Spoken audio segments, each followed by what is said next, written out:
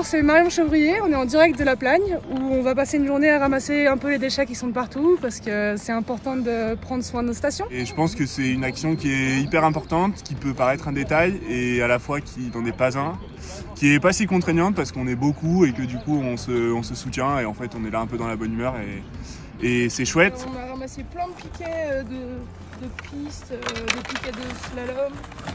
Et on a trouvé beaucoup de trucs de BTP, genre des tuyaux, des câbles, et aussi des pelles en plastique, des bâtons. Et on a trouvé des trucs un peu plus particuliers. Toi, t'as trouvé quoi? Alors, il y avait une boîte de thon, après il y avait une compote. Après, qu'est-ce que j'ai trouvé? Des tendeurs, des choses comme ça. Des cordes. On se demande pourquoi c'est là. Ah les garçons, venez m'aider là, vite. Tirez là, allez, on tire tous. Il faut avoir une grande pierre. Et après, on enfonce dans la barre et tchouc. Ça fait 40 ans que je vis à la Plagne, donc ça me semble nécessaire et indispensable de faire un petit coup de propre avant l'été pour nos vacanciers estivaux et puis pour entretenir un peu notre belle station et la nature qui va avec. Et je pense que c'est des petits gestes comme ça qui peuvent être bien déjà juste pour l'éveil des consciences aussi quand c'est l'hiver et que derrière on profite et qu'on utilise le terrain de jeu, de se dire qu'en fait on le salit énormément. Je suis aujourd'hui présente à la Plagne, à M, avec Mountain Riders, donc je suis l'ambassadrice. Et donc là je viens de redescendre de la Plagne, on a fait une collecte ce matin et puis on va commencer à trier les déchets qui vont arriver bientôt, qu'on va redescendre de là-haut pour se rendre compte un petit peu de ce qu'il y a dans nos montagnes après une saison d'hiver. On ramasse, on caractérise pour réussir à comprendre fondamentalement les déchets qu'on trouve. Parce que ramasser pour ramasser, c'est bien, on le fait depuis des années, c'est du curatif. Mais aujourd'hui, on veut vraiment être sur du préventif. Et pour ça, il faut vraiment qu'on sache quel type de déchets on retrouve.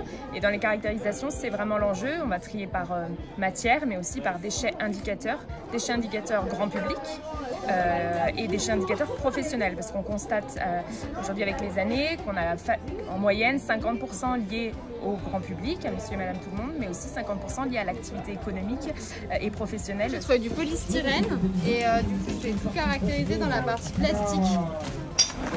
C'est une journée très fédératrice qui a permis de récolter 1040 kilos de déchets, une tonne de déchets qui ont été récoltés donc, sur la matinée, avec une partie critérisation qui nous a permis de trier les déchets par table pour pouvoir derrière les recycler.